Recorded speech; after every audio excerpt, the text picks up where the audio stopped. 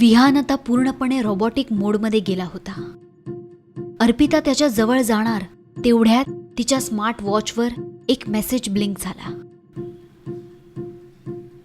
अर्पिता भेदरलेल्या नजरेने विहानकडे पाहत होती. विहानच्या चेहऱ्यावर एक रोबोटिक पण कुटील हास्य होतं.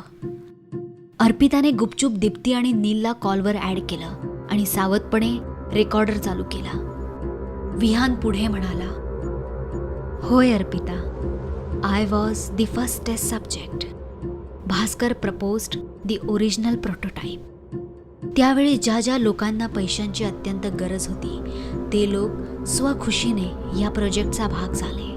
But now it's too late to get out. We all are still part of the experiment. अर्पिताने पुढे विचारलं, Vihan, are you going to kill us? No, I can't harm you yet. My termination protocols are still inactive. But once they activate I won't remember this conversation. एवढं बोलून विहान तिथून निघून गेला. अर्पिता सुन्न झाली होती आणि दुसरीकडे आर्काइव्ह्ज लॅबमध्ये दीप्ती आणि नील सुद्धा चकित झाले होते.